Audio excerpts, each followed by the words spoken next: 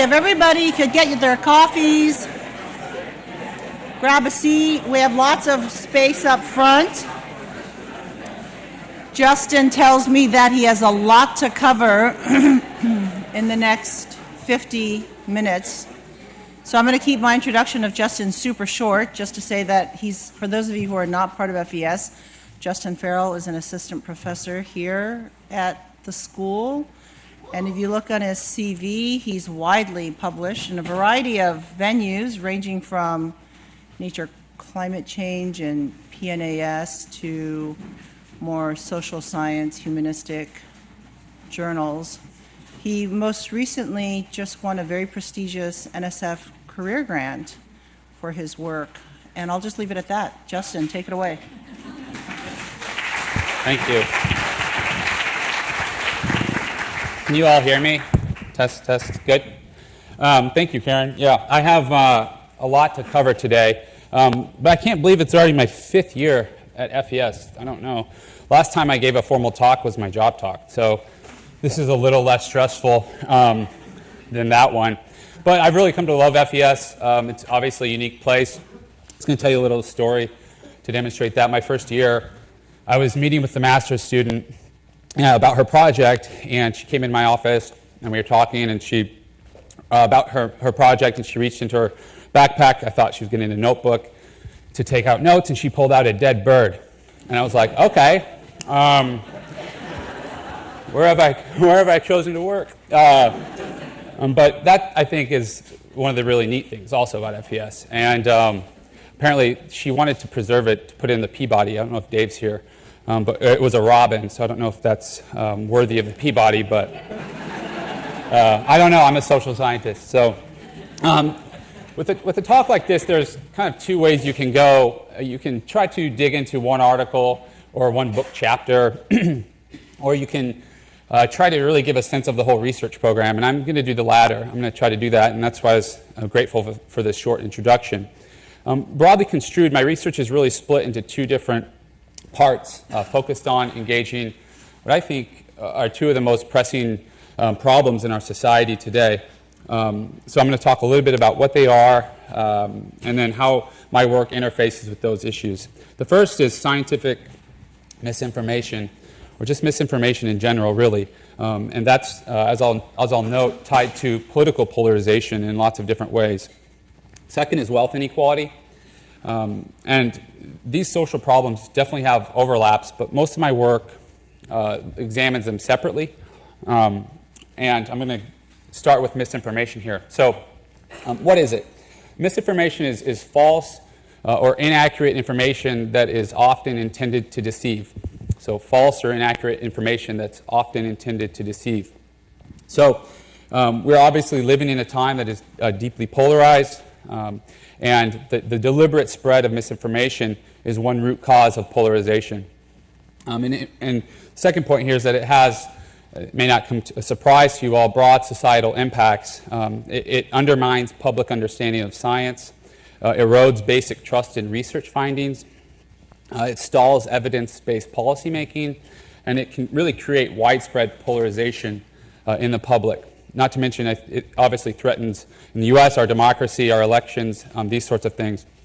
But I would argue that one of the main areas where misinformation has had the largest impact and is relevant to all of us here at FES and everyone around the world as well is the issue of climate change. So for me, I was interested in how have we gotten to this point? How over the course of the 1990s and 2000s did half of the American public, as shown by Tony's work, and the large majority of the Republican Party increasingly lose trust in and become so antagonistic toward science, and science whose consequences are so dire. So what we know for sure is that the public was not always so skeptical about climate change. Political parties were not always so divided on the issue. There was an emergence of a debate or a balance of both sides, this idea of false equivalence that emerged. And this wasn't by chance, and that's where some of my research has come in to examine the social movement and political movement that has spread misinformation within the public at all levels of politics to deliberately confuse the public and mislead the public. But there's an empirical puzzle as well. How did this all happen? How did these once many of us would see as fringe actors who tended to be overlooked and really even sometimes laughed off as irrelevant bloggers, how did they manage to embed their ideas so deeply into mainstream U.S. politics? And this isn't a recent phenomenon with the Trump administration. It happened much earlier. So for me, I was interested in what was the true scale of this movement and how is it institutionally structured. So, led by the fossil fuel industry during the 1990s and 2000s and their related PR firms, think tanks, this political movement is incredibly well funded.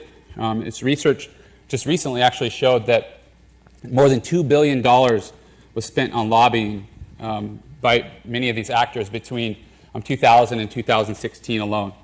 That's 10 times more than lobbying was spent for renewables and climate change efforts. So 10 times more. So by all indicators, really, the political movement has been very successful. I listed some of the outcomes here. And the huge returns on these financial and political investments and the way of measurable impacts on political outcomes, including legislation, not just passing legislation, but blocking or delaying or overturning legislation, EPA rulings, elections, vacating international agreements, party platform shifts, and shifts, obviously, in public opinion, which have been constantly changing and seem to be improving. Tony, again, would know that. But for me, this question about how is this movement organized, and it's in some ways a historical question because much of the effort was in the 1990s and 2000s, but it's still ongoing today. And for the most part, we had small archival evidence about its intended purpose, so internal documents from some of these companies or some of these lobbying groups. But we lacked, what I argue is we lacked a comprehensive, data-driven understanding about sources of misinformation and polarization for that matter. So my approach has a two-part analytic strategy. What I try to do is integrate network science with machine learning, which is mostly text analysis. And first I set out to map the entire social network of the climate denial movement. So this resulted in building on prior literature, 164 organizations involved in spreading misinformation, and about 4,500 individuals who are linked to these organizations in various ways. Maybe they're sitting on a board of an organization, something that formal, all the way to they gave a talk at a climate denial conference would count as well. So all these connections, building a social network.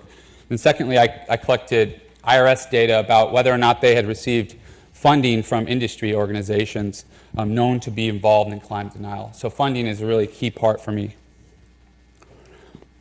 So second, the primary way that contrarian or denial, there's all sorts of ways to refer to it, and arguments about how it should be referred to, that contrarian campaigns, how they create skepticism and ideological polarization is through the production of an alternative discourse. So this takes the form often of written texts, speeches from these organizations, from these individuals. So I was intent on collecting what they had written. And so using various formats, especially automated web scraping of historical archives as well with Python and R, I collected all the written texts from all these organizations between 1993 and 2013. So it amounted to about 39 million words of text about climate change. So this is really the meat of the misinformation. And this approach, I argue in my work, has several analytical advantages. First, this network approach can capture the broader social structural arrangements within which misinformation is actually produced. And collecting the total population of organizations, it can sidestep biases inherent in small sample sizes that really have hampered previous studies. And then lastly, these data are naturally occurring phenomenon. So they're not the result of artificial experiments, not that there's anything wrong with that, or hypothetical survey questions. It's real-life misinformation. It's real-life politics that is happening. So I'm going to present a few figures from a few of the papers that I've published on this topic, and then give you a sense, again, why I think this approach is so useful, combining network science and text analysis. So first, this is a bipartite affiliation graph, and it looks complicated, but it's actually very simple. The red dots are organizations, and the smaller black dots are individual people affiliated with an organization. And then I'm not sure, you can see the lines between them are those connections between organizations and people. So organizations create and produce misinformation within this network. They're not going at it alone. And so they do this both formally and informally. So formally, maybe a white paper that they write, or some sort of formal presentation. Informally, at climate change conferences, board meetings, media strategy workshops, political action committee gatherings. And so this approach really allowed me to look at how these organizations and people work together.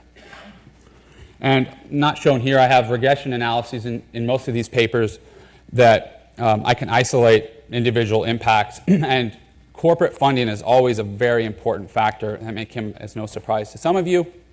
But those organizations who receive corporate funding from the entities that I examined are much more what we call central within the network, essentially influential.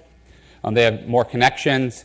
And then in another paper, I show how their messages were amplified in the media more. So corporate funding has some sort of effect. And now I argue that it's not just the money, but it provides an entry into this smaller group of folks who are working together. So what kind of misinformation do these organizations actually produce and promulgate? Again, using machine learning method called structural topic modeling, which is a form of text analysis. Because I don't have time to read and systematically code 39 million words, there's different approaches that you can use. So I coded these texts, these 39 million words, into 30 different categories. And this figure here in one of my papers, you should be able to read some of those. It isolates the different themes that are in those texts.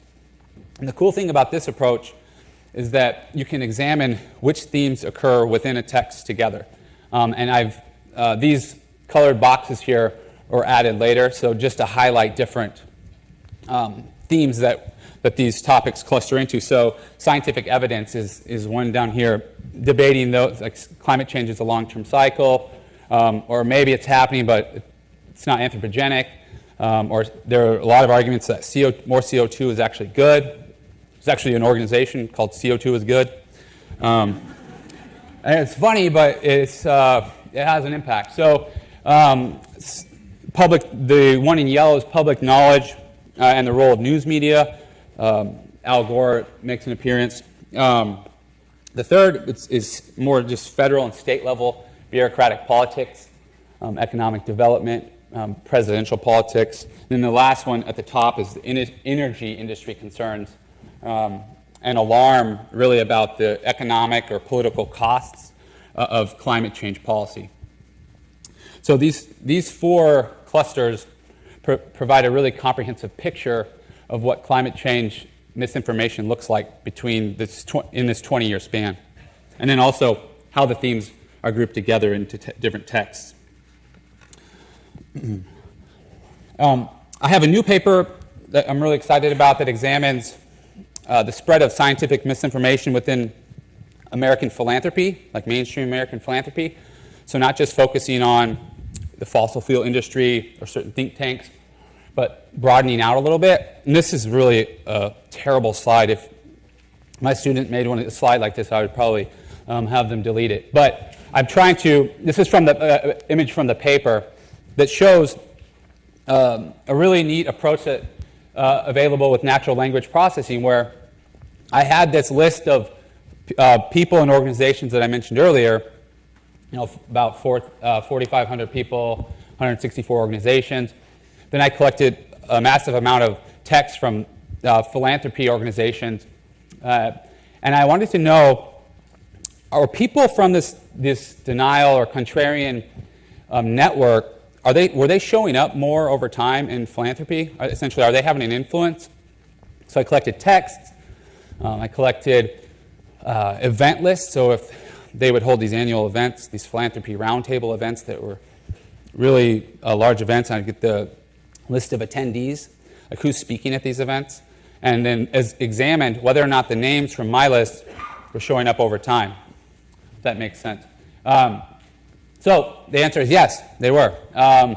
And you can see kind of this figure tries to show how I pick out different names from these organizations. So this was the top paragraph was a cover story in Philanthropy magazine about how global warming is a debate and it's heating up and there's two sides and all of this.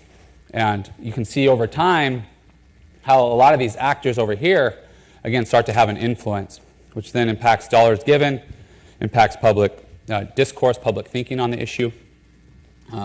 That's under review. Solutions. So all this would really be in vain, if it didn't contribute to solutions, especially for those of us here. See, FES is already rubbing off on me. I had Katie McConnell, a doctoral student that I have the privilege of working with here at FES. We wrote a paper this summer proposing 4 different solution areas for how we can combat misinformation and how when science is subverted, it's really critical, we think, that some of these findings be integrated into solutions to protect the integrity of science against these well-organized and well-resourced misinformation campaigns. That's also under review. Should be hearing.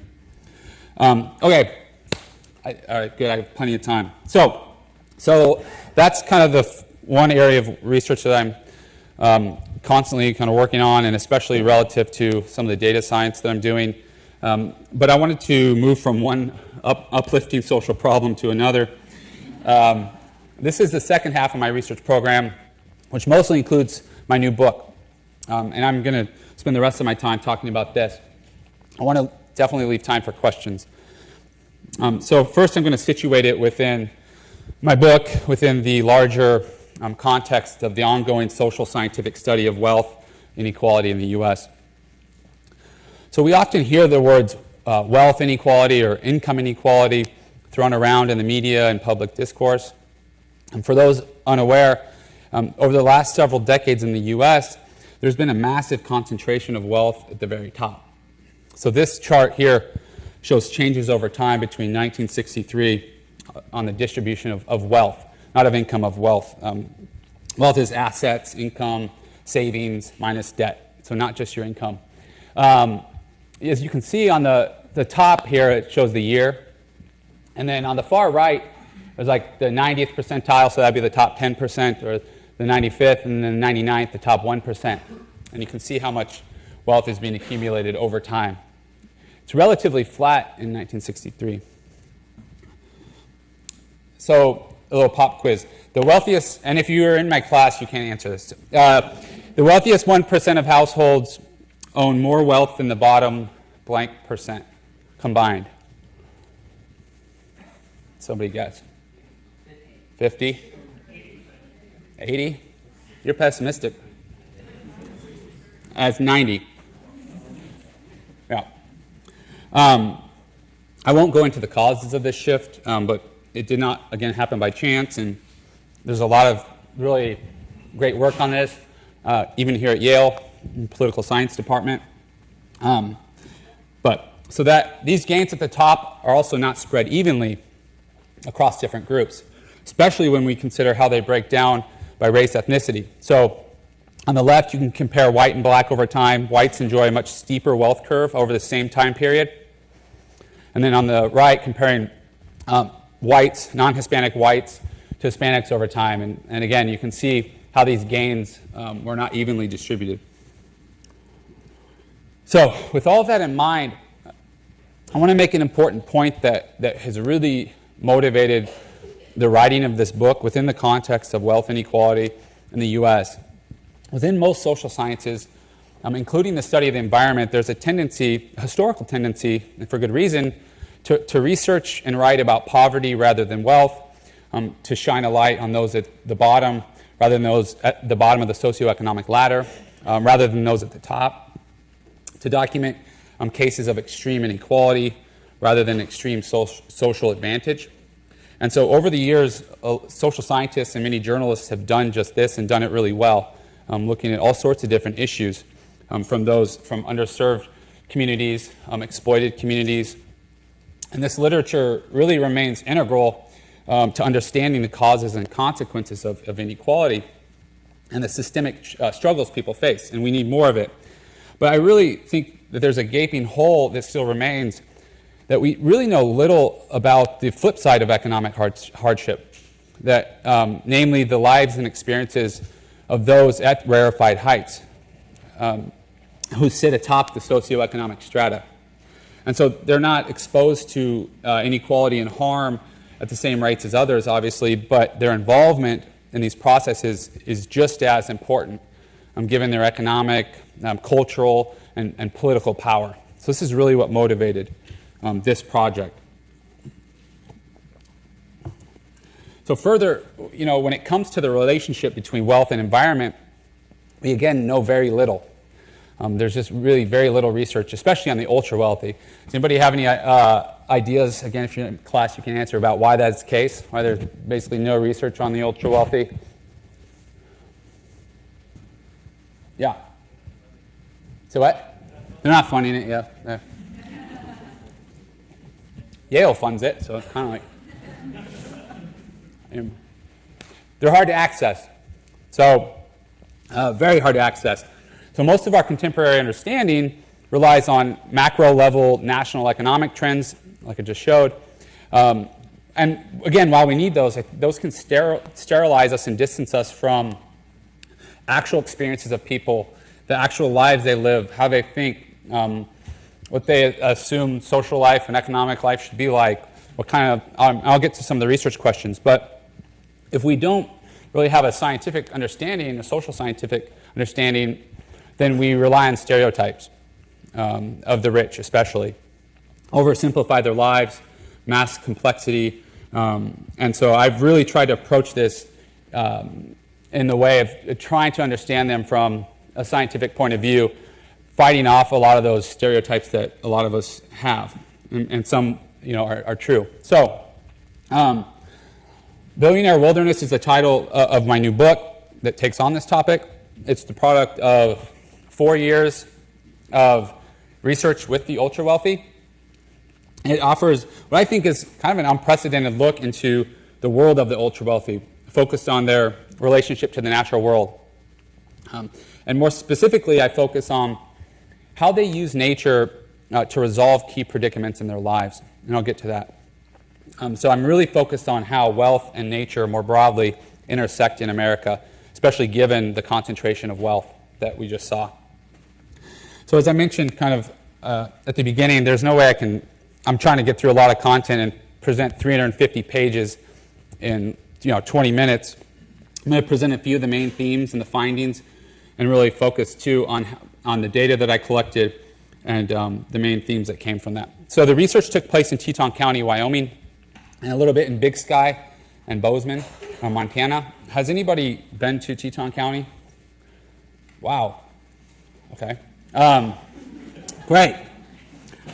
One of my TFs said a couple weeks ago, you got to show a picture because nobody knows where that is. I'm like, okay, that's a Teton. So it's really well known for this, for its pristine, awe-inspiring landscapes. It boasts one of the largest intact ecosystems in the world. It's the crown jewel of the North American West in some ways, and it cradles Grand Teton and Yellowstone National Parks.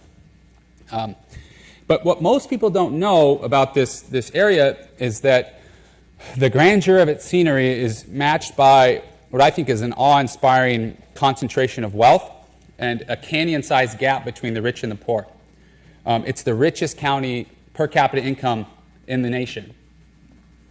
The richest county in the nation, but also the county with the highest level of income inequality between the top and the bottom. So perhaps, for me, there's nowhere else in the U.S. at least where a lot of these issues of wealth inequality are seen in sharp relief. So it's an ideal real-life social laboratory, you might say, for research into these puzzles. And especially because it is the nation-leading nation leading in wealth inequality and wealth itself. And lastly, because it's in some ways one of the epicenters of American environmentalism. So you just have all these different things coming together that make it perfect for research. So just quickly, here's a graph of per capita income in Teton County as compared to the rest of the U.S. Pretty self-explanatory. You can see how, just skyrockets the amount of wealth in the area. Real estate as well. I have these different anecdotes in the book, and one of them is in 2011, just to give you a sense, the most expensive house in the U.S. was listed. The most expensive house ever is $175 million. That's not the norm, but just shows you kind of the extent of wealth. But almost as important as the wealth that is flowing in is where it's coming from and how it's being made. So the sources of wealth. Where is this money coming from? Who's making it? And how are they doing it? Data show that the majority, and that's what this graph from the book shows, that majority came from financial investments rather than wages or salaries people would take home from a typical 9-to-5 job. But it was not always this way. You can see about 1995-ish it started to take off. And this mirrors the financialization of the economy just in general in the U.S. This is more extreme, but this phenomenon is happening in a lot of places. For example, in 2015, 8 out of every $10 being made in Teton County was made from investment dividends or income from that. So not from working a typical job. And actually, the average income for in 1970 was, the average earnings, per job was $39,900 in 1970. And by 2015, it climbed $2,000 to $41,000.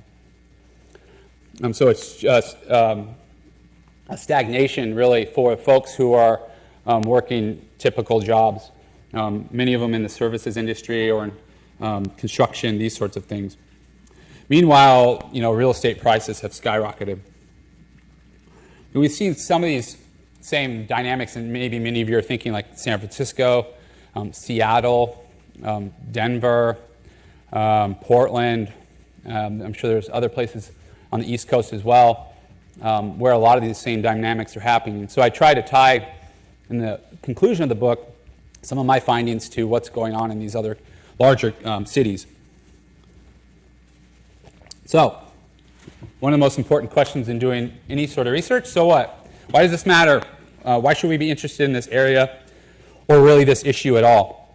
I argue that this center of extreme wealth and wealth disparity creates this powder keg of intertwined problems affecting people who have wealth, people who don't have wealth, and then also the ecosystem that encircles this community. And further, as I said before, I think these issues are just worth investigating simply because of the immense economic, cultural, and political power of the ultra-wealthy. Investigating the ultra-wealthy and their relationship to the environment really requires a wide-ranging look into a number of interconnected questions about money, nature, the meaning of community, and these sorts of things. I should say, too, that when I'm talking about the ultra-wealthy, I'm talking about like the 0.1%, not even the 1%. So we're talking about millionaires and billionaires. So some of the questions that I asked them as I did these interviews, and I'll mention my data and methods next, but first, how do they conceptualize environmental problems? And by extension, how do they conceptualize environmental philanthropy, of which many of them are engaged? What does it mean to give money? What problems do they choose to focus on while they ignore others? And then questions like, why did their lives turn out the way they did? These are very broad questions about how they make meaning as people. Does great wealth make life more difficult? Do they feel criticized or trouble sleeping at night? Does money and materialism, how does that contrast with their vision of nature as this pure, innocent thing that they enjoy?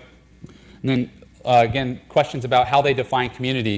And that's where I really get into their relationship with others in the community who don't have that kind of money. So developing this story required collecting a massive amount of data and a lot of airline flights. And it was generated, again, over the 4 years. And I interviewed 205 people, again, with the help of Katie. I think she's here. And helping me kind of set up these appointments and get access to these people, as well as 4 years of in-person observation, off and on when I was on research leave, and in all the summers in between. So, interviews lasted often between 1 and 2 hours. They ranging from ordinary millionaires to some of the wealthiest people in the United States. I did participant observation at the most exclusive club in the United States called the Yellowstone Club, which is in Big Sky. Has anybody heard of that? No, that's not in my class? Okay. Yeah, so they have their private ski mountain, so I went there and they let me basically interact with their members and do some interviews. They're not so keen on it now, but at the time they were. But counted among this group are some of the most powerful and well-known figures in business and politics. And all the names in the book are anonymized, so, and even where they're from sometimes. It just depends on what they do. But I also collected a great deal of quantitative data that provide, I think, unique insight into the shape and activity of their social networks over time. So over 2 decades' time, I collected all the boards that they sit on, and I have over 100,000 social connections that I examined. So this one on the left is a very wealthy resident of Teton County, and he's very involved in all sorts of environmental organizations.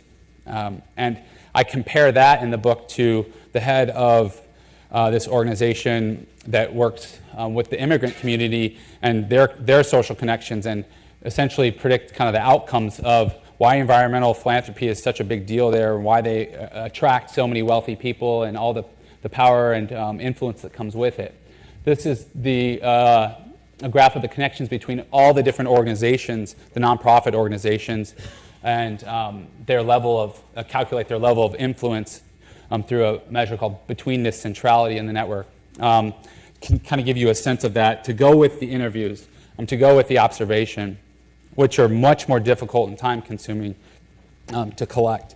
So I also collected information on their philanthropic giving, again, their board membership, environmental conservation, real estate development. I collected a massive amount of text, for example, like Zillow home descriptions. How do they describe their homes when they're trying to sell them? Or when people are trying to have an ultra-wealthy person buy their home, how do they market their home? What sorts of themes do they use? And that could tell me a little bit about how they view their life in Teton County, their life around nature and environment. So I really tried to fully immerse myself in that world as much as I could, spending, again, time at their clubs, in their homes, living in their homes for an extended period of time in some cases, their political organization, recreation areas. I did several interviews in New York if they weren't out in Teton County, these sorts of things. So kind of give you a sense of that. Once my research into the ultra-wealthy was complete, however, I really recognized there was another piece to the puzzle. And it wasn't sufficient to study the quote, haves when these decades of extreme wealth concentration have created have-nots, right, in the community. And that's why it's become the community, the largest gap between the rich and the poor. So I wanted to know who are these folks living in this community, and what can we learn about them, but also about their perception of the ultra-wealthy. So the working poor of Teton County are often in close contact with the ultra-wealthy, sometimes employed directly or indirectly by them. And most are Spanish-speaking immigrants from a small community in Mexico. Some are U.S. citizens, others are undocumented. And I talked at length about the similar issues that I would ask the ultra-wealthy on the interview guide, we asked the working poor. And so we with a team of researchers from a local nonprofit who works with this community, we conducted 50 in-depth in-person interviews with members of this community who are mostly poverty level and below. In some cases, I was able to, as I kind of show in this graphic, pair the experiences of somebody who, an ultra-wealthy person, and then if we interviewed somebody who works for them to understand how do they see each other, essentially, because we know that they interact on sometimes on a daily basis, sometimes in quite intimate ways, caring for their children. And exploring questions like what do they say about one another, how do they shape each other's views of the environment, of environmental politics, of conservation. And I think collecting these paired experiences is really an important part of the book because it rounded out the community. I wasn't just focusing on one part of the community. So I put this is the table of contents. I'm not going to go through this, but just to kind of give you a sense of different sections of the book. It starts with the introduction, obviously, but the part one is trying to explain what is it like to live in a community like this. What is it to really understand, kind of put yourself in their shoes, essentially, in these two chapters. The first is about Teton County. The second is about the Yellowstone Club and my experiences there. Second, I dig into issues of environment and trying to formulate theoretical concepts about wealth and the environment, since there's really not much work in this area, except one other book that looked at Aspen. So I have 4 chapters in that section, and I dig in as well into philanthropy. Who's giving where, and why are they giving? What does it mean to... I have quantitative data, and then the second chapter is kind of what does it mean, deeper reasons why. Third is looking at what are their ideas about a good community? Why would they move out to, some cases it's their second home, but spend a lot of time, many of them 6 months a year at least, so they don't have to pay income tax. But the community chapters really focus on how they view themselves as wealthy, ultra wealthy. Do they feel guilty about it? How do they, again, give back to nature in a way that they think that is meaningful to them and that may even relate to their wealth and how they earned their wealth? And then lastly, this part 4 is through working poor eyes, based all on the interviews with the working poor and what life is like for them within in the shadow of great wealth, and then trying to, again, develop some theories for other folks who are going to hopefully take this mantle of studying these issues and kind of push it along. And then lastly, I have an epilogue where I try to make some recommendations. I'm not, most social scientists are not as good at that, but try to do it within reason. So, some main findings. Taken together, I really show how the ultra-wealthy interact with nature, but how they use nature to solve key predicaments in their lives. So I argue that nature itself can take on unique power when in the hands of the ultra-wealthy, and allowing them to confront these problems. So the first problem they seek to solve have to do with economic concerns. So how best do they enjoy, share through philanthropy, protect, and multiply the wealth that they have, and how they use nature to do that? The second problem is more social in character, and I'll kind of go through these a little bit more. How do they wrestle with and respond to social stigmas and personal guilt that they might have? So for them, nature, I argue, plays a unique role as a powerful tool in the struggle to deal with these ongoing financial, political, and really mostly moral concerns. So with regard to the first, whatever their good intentions, those at the very top of the socioeconomic pyramid or ladder, I changed it to pyramid because a ladder insinuates that people can climb up easily. So I use the word pyramid. Leverage, how do they use nature to climb up even higher on the economic and social ladder? And how do they use, for example, conservation to do that? And that all relates to home values, to tax breaks, all these things. So landscapes and wildlife that I argue in the book are transformed into ultra-exclusive enclaves and become an engine for increasing wealth and gaining social prestige. The social prestige component is very important. So all this is entwined with and often under the guise of demonstrating environmental concern, demonstrating philanthropic altruism, demonstrating a commitment to ecological science, and in some ways a desire for spiritual transcendence. But the point about demonstrating environmental concern, I think, is very important.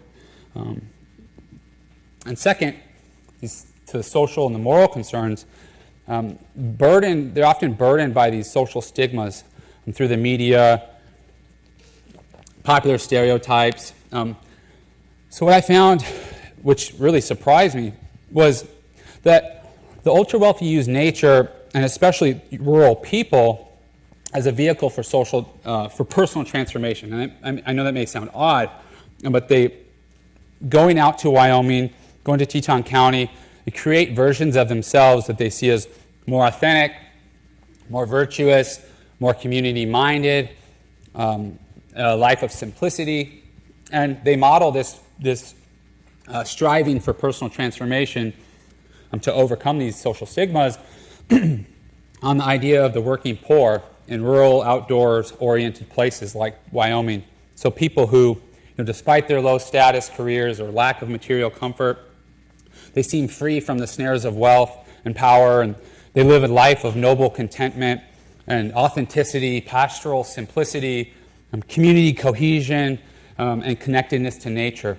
There's almost an obsession with these sorts of things, which I think links to the rat race that they've run for a lot of them to get where they are. So this performance, as I call it, of ultra-wealthy personal transformation or conversion includes friendships with moneyless people, sacred experiences enjoyed in untouched nature, appropriation of old Western art, style of dress, professed environmental concern, and love of small-town character. So living in these places, they're literally buying into an idea of a primordial America that offers salvation from this careerist rat race, and then the moral implications of living in a high society where life, they can live a simple life, and they can have these honest values that they associate with, like a dusty cowboy, authenticity, or a ski bum. They just love nature. They're out there living this simple life. And that influences the way they dress, the art that's in their homes, the environmental issues that they give money to. Because one of the most important things I found was that in terms of the data, showed that so much more money is going to environmental causes that, in my view, don't need it, essentially. Meanwhile, there are homeless people in this community, in the richest community, in the richest nation in the world. There are children taking turns sleeping on the floor in a trailer packed with 3 families. And so in the book, I'm writing this scientific study, so I really try to hold back in inserting my own views, which I think is basically impossible, but as much as I can. But the disjunct is very striking. So this outcome, really, that I call a green veneer. So these two uses of nature and rural people really allow the ultra-wealthy to effectively manage these unique dilemmas, often behind the semblance of good faith commitments to the community, to philanthropy, and to environmental causes. So that doesn't mean that all affluent people are like hell-bent on ruthless domination or live their lives in bad faith. It's not that at all. I think like most of us, they want to do good, but they don't always live up to it. And they don't really fully grasp the extent to which their lives benefit from these larger systems. And these systems matter much more than sloppy or inaccurate individual stereotypes that we might have that cast the rich often as either they're greedy monsters or they're philanthropic saviors. But again, that ignores the systems within which these sorts of things are produced. So I try to avoid these stereotypes as much as I can, and I think I gave the ultra-wealthy a fair shake for sure, but their use of nature and rural people in the end leads what seems to me to be some unjust and rather regrettable outcomes. So in the end, love for nature and rural people can create this veneer, this thick veneer that helps to justify vast resource consumption, romanticize the ugly reality of rural poverty, typecasts rural hardship as an idyllic choice, deliberately conceals outward indicators of socioeconomic and racial ethnic inequities, It allows them to gain social rewards for trivial acts of individual charity and selective environmentalism that really hide patterns of structural harm. It alleviates personal guilt and ultimately disguises and forecloses the need for economic or political action to address these local problems, but also global problems as well. And then for more, you got to read the book. Lastly, some future research. Again, I'm going to continue working on this scientific misinformation area of research. I don't think this is going away anytime soon. It's only going to become more important, actually. And then I'm just beginning a new book project, which seems daunting. I'm just like, But it's a 5-year project on energy transition in rural America, mostly focused in the rural West, made possible by a recent grant. So I think we have time for questions, so I'd love to hear from you all too. Thank you.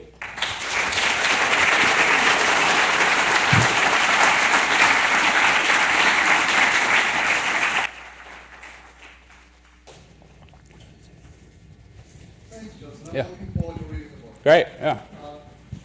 I hope this question. We want to hear you. Oh, thank you. I said I'm looking forward to reading the book. I hope this question doesn't reveal my ignorance too much. More on the first part on misinformation. Is that research hypothesis driven, and if so, what's the hypothesis?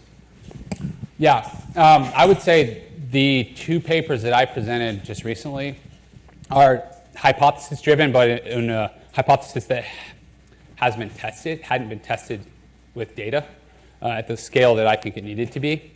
So it was more, I would say, bent toward description as well, but yeah. So it really didn't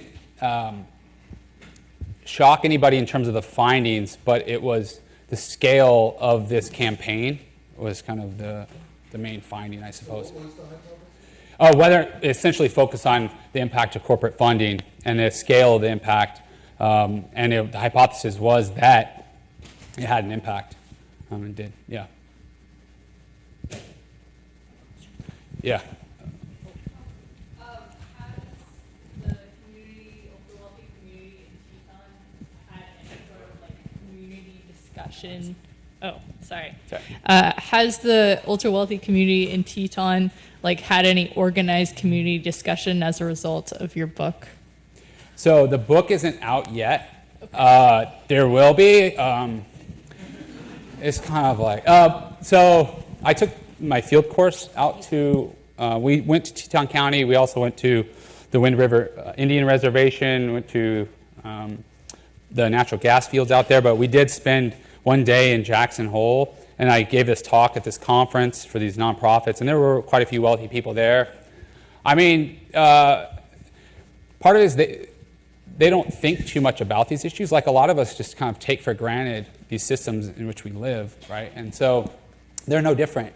And my hunch is that probably won't like the research, but I've talked to some of them, and many of them are enthusiastic about it. I'm giving a talk there in February to a pretty big crowd, I think, so we'll see what happens then.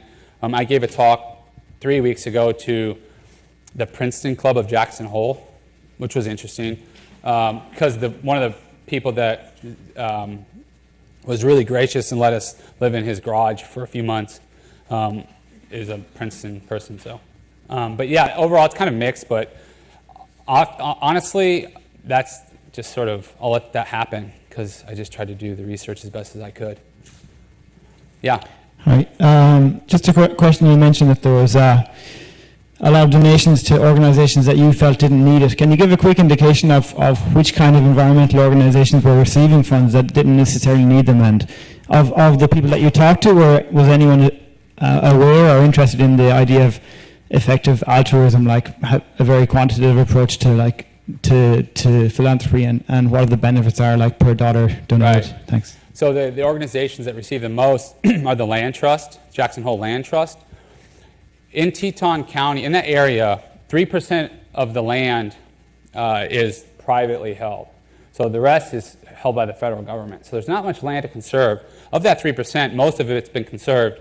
yet the organization who is one of the wealthiest organizations in the county and in that whole area is the land trust, right? And so the other thing with the land trust, not just, and I want to emphasize this, is dollars given is one thing, but there's all sorts of other ways. Social influence, for example, if you sit on the board and you're a CEO of a Fortune 500 company, that's going to pay all sorts of dividends that even more money really couldn't, right? And so the other organizations were arts organizations. There's a music festival in the summer that receives quite a bit of money. These sorts of things that serve a social function for the ultra wealthy in the community. You know, they have these barbecues or picnics, and if you move there and you're very wealthy, a couple people said before they bought a house or were building a house, the land trust had already contacted them before they even moved, so somehow they knew about it and they knew they were wealthy. So there's all sorts of ways that happens, and then it forms, you know, social bonds between people who are involved in that, and a form of social integration into the community. So it's not just money, but you know. Thanks so much, Yeah. Justin. That was great. So the Muri Center, you know, Oslov and Marty Muri, and the Wilderness Society. Yeah, we went there, field course. Yeah. So I just wanted to know the people who've been working on these issues, like the Muri Center for a long time, what's their reaction to what you're doing? Or nature writers who live there, like Terry Tempest Williams. And I haven't talked to the Muri folks, but overall, I think there are quite a few people who have lived there a long time that regret what's happening, and it's just changing the community, and it's not what it once was. And that happens to a lot of communities, but I think there's an especially, I don't know, a sadness about it just because of they can't live there anymore. I mean, normal people, you know, can't, I mean, you have to probably make $100,000 to afford to rent a home there. Oh, yeah, AJ. Oh, there you go. Hey, great job. Thanks. So I wanted to ask if you could talk a little bit about some of the NGOs and aspects of philanthropy that are more neglected in Jackson, and what you might think some of the consequences of neglecting those, I guess, aspects of NGOs and those aspects of services could be having in Jackson. Yeah, so there's quite a few organizations working on the ground there with the immigrant community, and many of them are members of that community fighting for all sorts of different policies. And the first chapter that I wrote on that community kind of documents their struggles and how hard it really is. And the second is they've had a couple of generations now living in that community, and they really love it, and they're trying to find a way to stay there because housing costs, essentially. And so there's all sorts of organizations for advocacy for housing, for discrimination, like if you're trying to apply for to rent a home, there's all sorts of ways that people can discriminate legally. And these organizations are doing a lot of hard work, but they don't have really any resources. And the one thing in these ultra-wealthy interviews is that many folks don't even know this community exists, but it makes up 30% of the community. Half of the elementary school class is Spanish speaking. So, but most folks don't know that. So there's this idea we need to sort of, if you're talking about making change, to make people aware of that, for one, and then try to funnel resources toward those groups. But they just elected a new mayor who's very much about all of this. And we met with him, field course, and I was really impressed kind of what he's doing. And so there's, things are really, I think, improving in that way. Yeah, Michael. I'm hearing that these sorts of donors are making up a larger and larger percentage of spending in the field of conservation. What impact do you think that's having on the nature of conservation work in this country? Yeah, it's huge.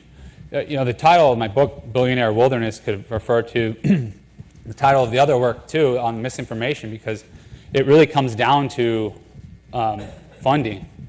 And there are laws that we have that have been passed recently in the country to make it easier to hide funding, to funnel funding through pass-through organizations so you don't know where it's going or the impact it has. So we need more transparency. But overall, within the environmental movement, I think that's no different, right? And so in this paper that Katie and I wrote this summer is just advocating for transparency. For, I mean, a larger task would be changing laws, but that's above my pay grade. But I think it's having a huge impact in all sorts of ways. And in this book, I'm pretty critical of environmental efforts just because it's mostly an elite sort of wealthy, white-driven thing. And those are the outcomes that they seek that generally serve their own interests. In your, excuse me. Right. In your book, sorry, I have the microphone. In your book, do you address the ultra-wealthy perceptions of the working poor? You had so many interviews. And what is being done to address the disparities that do exist? We've mentioned NGOs and others, but what are those people doing? What are individuals doing? What can be done? And hopefully when your book comes out and you have more discussions, what do you perceive might be possible? Yeah, so the first question, that was what surprised me most, was their perceptions of the working poor, and I kind of alluded to that, is that they view them as they are living this kind of idyllic life. They've given up their possessions, they're enjoying nature and living the life that everybody should live if they had the choice, if they didn't get kind of sucked into their own life path. And then what's so interesting too is that they start dressing like them, they start getting into the artwork like them. They talk about how they're, this again I did not when I set out to start this book think that was going to be one of the main findings, right? And so I argue is using this culture to solve these sorts of social problems, whether it's stigma so you would never know who's wealthy in that community.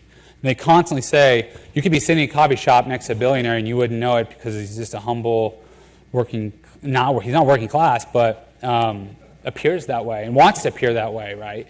And so I try to come up with different ways of describing it in the book, whether it's like class confusion or deliberately suppressing class differences, pretending everything's okay. And that really makes it hard, to your second question, to get anything done because it appears like everything's fine.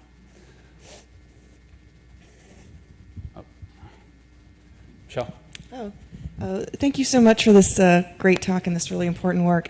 I wanted to ask a methodological question about selection bias. So the idea that, you talk about the people that are doing this philanthropic work are doing it partly for the attention and for the social connections and so on, but you're missing anyone who's doing it anonymously. So I wanted to ask what fraction of people you wanted to talk to actually talk to you, and do you feel that there's maybe a whole group of people in these communities that are very wealthy, perhaps donating to these causes that you didn't get to talk to, that may have had a very different outcome, perhaps? It's a good question. First, I would say that the money's not there. So those organizations aren't receiving any money. So if there are anonymous donors, I don't know where they're giving to. Second would be that in qualitative research, I know that in terms of the sample, this is a very difficult population, and to know if I got the whole population, if it's representative, I'm confident that it is. And I spent some time in the appendix talking about that in terms of what do we know about the ultra wealthy in the U.S. in terms of percent male, percent female, white, black, all these things, and then try to adjust my sample accordingly. Third is that I asked everybody this question, and not everybody was giving money to these environmental organizations. And so it's not like every person answered yes to that question. What fraction of people that you asked to interview granted you an interview? Oh, that's a good question. Well, I use a snowball sampling method so I've interviewed, a couple people. I asked them to refer a friend. So that has a similar amount of wealth and who would be willing to chat. But the short answer to your question is there's no way of really knowing aside from aligning it with these larger demographic trends that I have. But that's just kind of part of the research process, which makes it very